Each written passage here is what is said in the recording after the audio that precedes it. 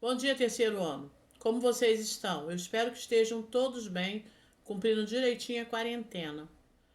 Bom, hoje o nosso tema é neodarwinismo e teoria sintética da evolução, uma complementação da evolução. Vamos lá? Evolução. Teoria da evolução foi formulada por Darwin. A teoria sintética da evolução é o neodarwinismo, de origem ao neodarwinismo. Depois disso, vários cientistas começaram a conciliar as ideias sobre seleção natural com os fatos da genética, o que culminou com a formulação da teoria sintética da evolução, às vezes chamada também de neodarwinismo. Teoria da evolução, a teoria de Darwin. Darwin propôs uma nova explicação para o fenômeno aceito de evolução. Uma população de uma determinada espécie, em um determinado momento, inclui indivíduos com características variadas, qualitativamente diferentes uns dos outros. A evolução da espécie como um todo resulta de taxas diferentes de sobrevivência e de reprodução dos vários tipos de indivíduos, de modo que as frequências relativas dos tipos mudam com o tempo. A população da geração seguinte conterá uma frequência maior dos tipos que são bem-sucedidos em sobreviver e se reproduzir sob as condições ambientais existentes. Isso é seleção natural. Segundo essa visão, a evolução é um processo aleatório. E ela pode ser resumida em três princípios: princípio da variação. Entre os indivíduos de qualquer população, há variação quanto à morfologia, fisiologia e comportamento. Princípio da hereditariedade. Vocês estão lembrados o que é hereditariedade, né? O que passa de pai para filho. Princípio da hereditariedade. Os descendentes se assemelham aos seus genitores mais que o indivíduo não aparentados. Princípio da seleção. Algumas formas são bem mais sucedidas do que outras em sobreviver e se reproduzir em um determinado ambiente, seleção natural. Para que ocorra evolução por um mecanismo variacional, os princípios de Darwin de variação, hereditariedade e seleção devem se manter. Teoria da evolução.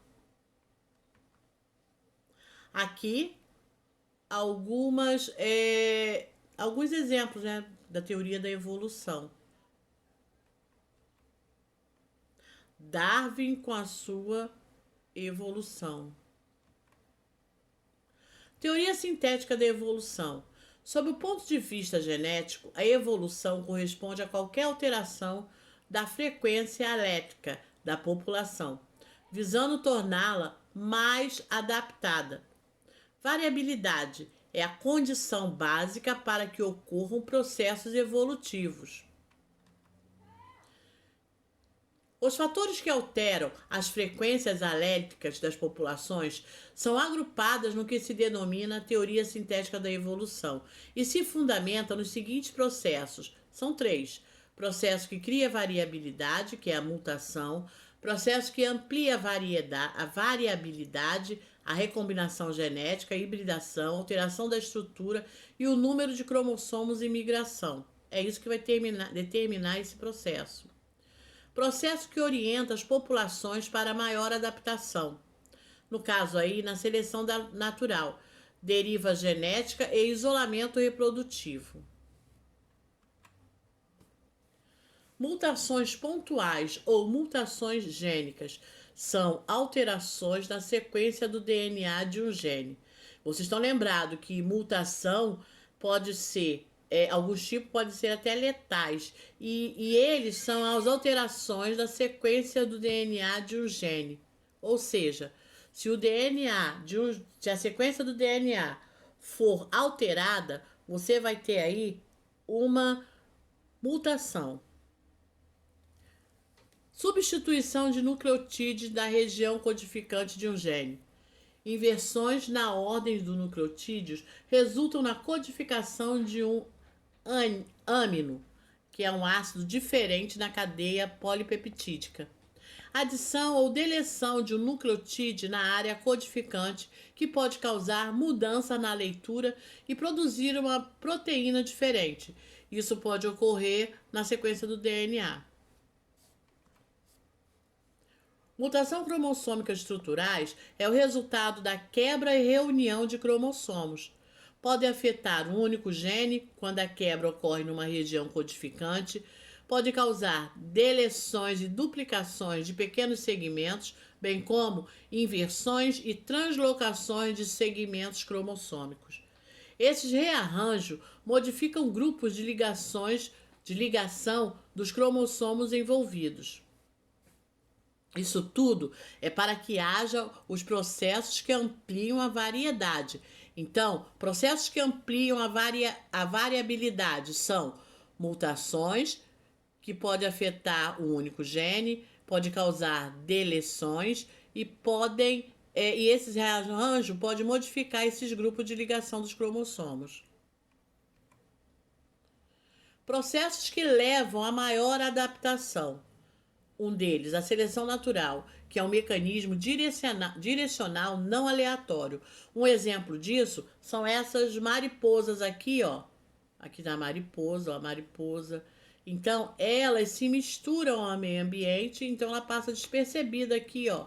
Você olhando para a árvore, ela passa despercebida. E se ela pousar aqui, ela também vai aparecer despercebida. Elas pousam em árvores do gênero Betula com links. Isso aqui são links, tá? Poliformismo para coloração.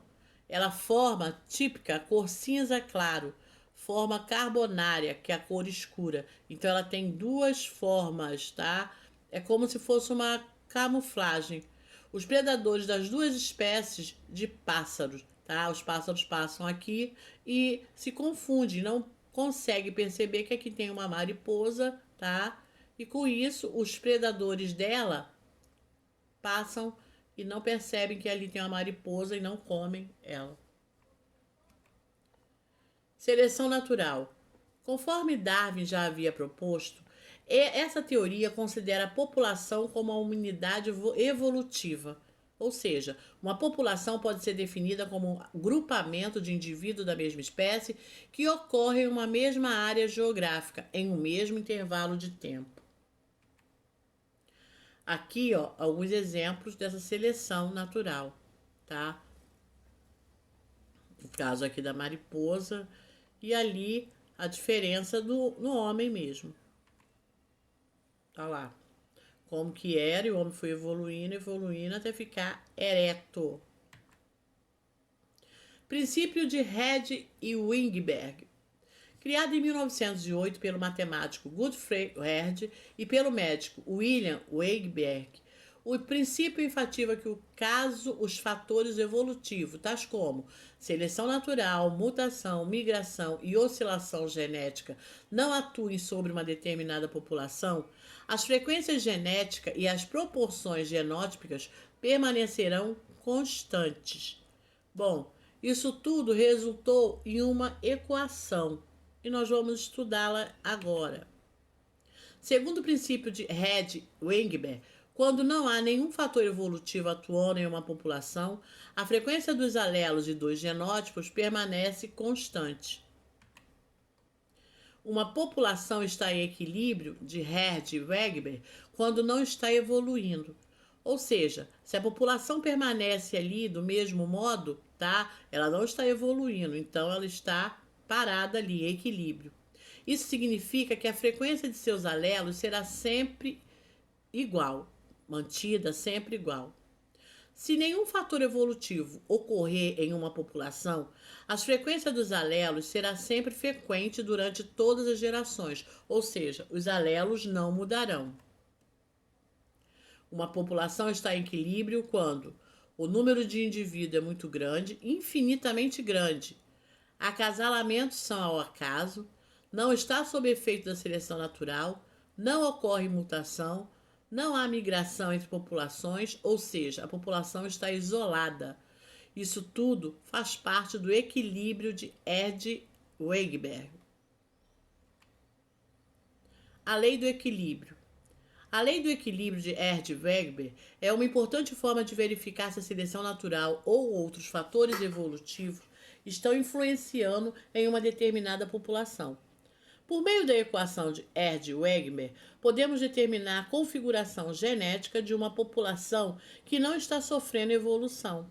A partir dessa análise, podemos comparar os dados com as informações reais da população e, desse modo, perceber se há ou não uma evolução.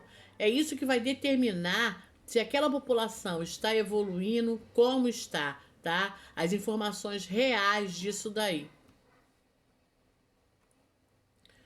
Ao discutirmos o equilíbrio de Erdős e Wegener, ficou bastante claro que a estabilidade das frequências genéticas numa população somente pode ser mantida se nela não tiverem atuando os fatores evolutivos, ou seja, se a população não tiver sujeita a mutações, seleção natural, deriva genética e a fluxos gênicos de populações migrantes, ou seja, populações que chegam. Os efeitos de tais fatores são analisados no presente capítulo, que vocês podem ver aí também no livro de vocês.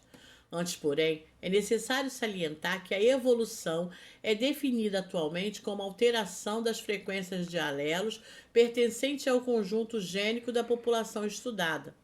Em vista disso, pode-se concluir que, apesar da evolução afetar indivíduos, não são eles que evoluem, e sim a população como um todo.